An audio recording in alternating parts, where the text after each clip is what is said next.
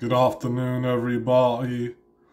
I hope everybody is having a wonderful day.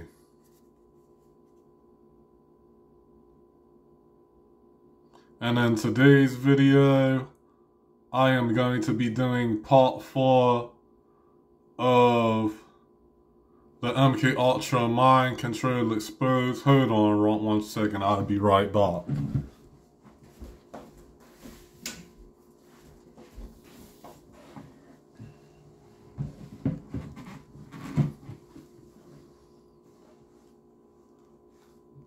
I am going to be doing part 4 of the MK Ultra Mind Control Exposed. And this is going to be probably like a 5-part video. I will be talking about MK Ultra Mind Control on the next few videos. CIA documents suggest that they investigated chemical, biological, and radiological methods of mind control as part of MK Ultra. They spent an estimated $10 million or more, roughly $87.5 million adjusted for inflation. Early CIA efforts focused on LSD-25, which later came to dominate many of MK Ultra's programs. The CIA wanted to know if they could make Soviet spies defect against their will and whether the Soviets could do the same to the CIA's own operatives. Once Project MK Ultra got underway in April 1953, experiments included administering LSD to mental patients, prisoners, drug addicts, and sex workers. People who could not fight back, as one agency officer put it. In one case, they administered LSD to a mental patient in Kentucky for 174 days. They also administered LSD to CIA employees, military personnel, doctors, other government agents, and members of the general public to study their reactions. LSD and other drugs were often administered without the subject's knowledge or informed consent, a violation of the Nuremberg Code the U.S. had agreed to follow after World War II. The aim of this was to find drugs which would bring out deep confessions or wipe a subject's mind clean and program them as a robot agent. At Operation Midnight Climax, the CIA set up several bravos within agency safe houses in San Francisco to obtain a selection of men who would be too embarrassed to talk about the events. The men were dosed with LSD, the bravos were equipped with one-way mirrors, and the sessions were filmed for later viewed and studied. And other experiments where people were given LSD without their knowledge.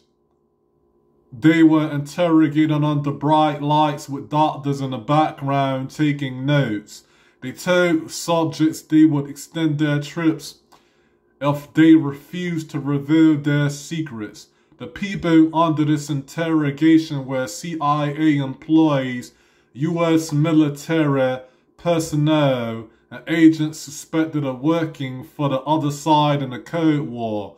Long-term debilitation and several deaths resulted from this. Heroin addicts were bribed into taking LSD with offers of more heroin.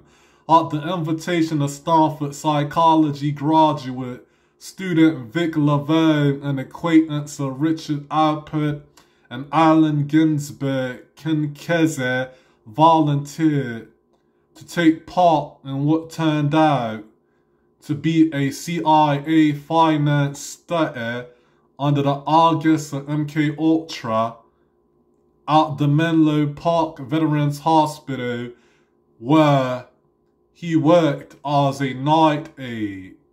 The project studied the effects of psychoactive drugs, particularly LSD, psilocybin, mescaline, cocaine, AMT, and DMT on people. The Office of Security used LSD interrogations, but Dr. Sidney Gottlieb, the chemist who directed MKUltra, had other ideas. He thought it could be used in covert operations since its effects were temporary. He believed it could be given to high-ranking officials and this way affect the course of important meetings, speeches, etc. Since he realized there was a difference in testing the drug in a laboratory and using it in clandestine operations, he initiated a series of experiments where LSD was given to people in normal settings without warning. At first, everyone in technical service tried it. A typical experiment involved two people in a room where they observed each other for hours and took notes. As the experimentation progressed, a point arrived where outsiders were drugged with no explanation whatsoever, and surprise acid trips became something of an occupational hazard among CIA operatives. Adverse reactions often occurred, such as an operative who received the drug in his morning coffee became psychotic and ran across Washington, seeing a monster in every car passing him. The experiments continued even after Frank Olson, an army chemist who had never taken LSD, was covertly dosed by his CIA supervisor, and 9 days later plunged to his death from the window of a 13th-story New York City hotel room, supposedly as a result of deep depression induced by the drug. According to Stephen Kinzer, Olson had approached his superiors sometime earlier, doubting the morality of the project, and asked to resign from the CIA. Some subjects' participation was consensual. In these cases, they appeared to be singled out for even more extreme experiments. In one case, 7 volunteers in Kentucky were given LSD for 7 consecutive days. MKUltra's researchers later dismissed LSD as too unpredictable in its results.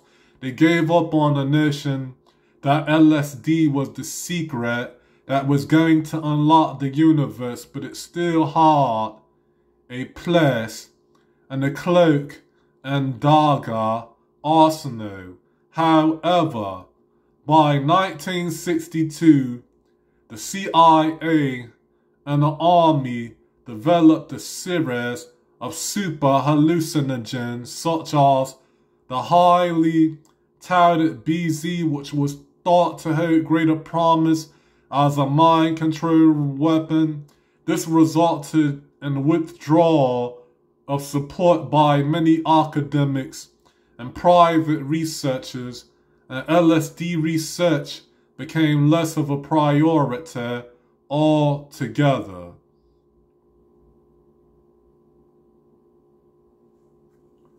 I want to thank you all for watching today's video, and have a wonderful day.